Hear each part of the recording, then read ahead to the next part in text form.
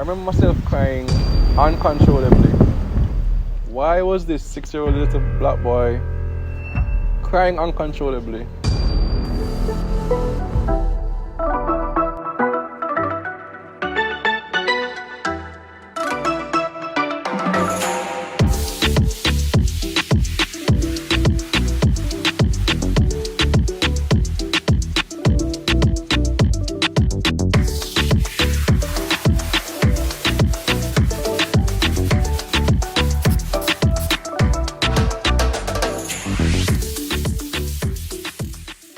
Hi neighbors, what's up? Welcome back to another video, and today we're going to do things a little differently. I've decided to share my salvation story. Let's just get into it now. PK. Yeah, a pastor's kid is what I grew up as. Church was pretty much my life. The night services, going to church in the week, weekends, holidays, you name it, I was there. My family was there. That was the way that I was brought up, and it was very pleasant years. I was heavily involved in children's choir, rehearsals on Saturdays, singing on youth Sundays, performing as a soloist from as early as 6 years old, going not just at my church but to national events from my denomination. So I remember on the children's choir, I used to go there on a rehearsal day. Yes, you get to run with your friend, that's the big thing. You get to run up and down and see your friends. But to this day, I can remember songs that I used to sing on the children's choir. Somebody prayed for me. They had me on their mind. They sacrificed their time. They fell down on their knees and prayed for me. They had no doubt that God would bring me out, that He would change my life and set me free. I'm so glad that somebody prayed for me. And it's funny that I remember this song in particular because, given the story that I'm telling, I'm sure it is prayers that actually got me not just interested but saved at this early age. So it was a normal Sunday morning. Get ready, call a cab because didn't have a car in those days, and the taxi driver came and we all were on our way to church. Now, where we're going to church is a community called Kintail, which can be known for flare-ups of violence, the area generally, Kintail, Augustone area. It's a modest community, and our church itself is, it wasn't a building, it was a tent actually, a tent outside, an army green tent that I remember would have to roll up the sides and tie it up so that, the light and everything would come in, and when you leave, we undo it, and that's how he closed church. By this time, I think the floor was concrete because plans were already afoot to have a building. I remember I was in the congregation at this time because there would have been times when I would be just sleeping. I mean, I am a 6-year-old, sometimes I just get bored and sleep. But this time I was awake, church going on, and my father's a pastor, so he's preaching. I remember my father preaching, and by the end of the message, I remember crying. I remember myself crying uncontrollably. And by the time the message was done, my father made an altar call. I think the person beside me noticed actually and walked with me to the altar. Nobody stopped me. And that was the moment where I decided to give my life to Christ. So I know by now you may be wondering, why was this 6-year-old little black boy crying uncontrollably? And honestly, looking back, it would have had to be just the conviction that I felt at the moment. It was probably guilt and just an awareness of my need for Christ.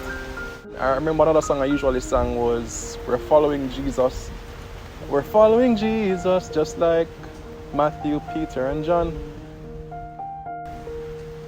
I would have sung that song so many times before, but it is as if this was my come to Jesus moment, where it was no longer just about repeating or reciting the words. The words became real to me, and my need for Christ was apparent. I am not sure if I can put into words just what, or the weight of what I felt at the moment. So it's 1998 and Jamaica qualifies for the World Cup for the first and only time. But that wasn't the best thing to happen in that year, because in October I got baptized. And just as you see in this white clothes here, that was the attire. I had to have something white on. And we got to church very early that morning. I think it was probably a Sunday morning or a Saturday morning. I don't remember how it went. Probably got to church about 6 o'clock in the morning, and the practice was to march, the entire church, to march from our church location to a river. I think it would have been Hope River, the Hope River at some point. So the candidates would be at the front, leading the march, while the other church members would be supporting from behind, and we would walk for a good, I would say 10 to 15 minutes, and I remember this clearly, to the location where the river was. So we marched through the community, and of course everybody looking, well, those who were awake at the time would be looking on to see this throng of people, some in white, some in whatever other colors, marching to the river. And the river would have already been prepared so that there would have been like a pool, using sandbags for it to be deep enough so it could actually be immersed in the water.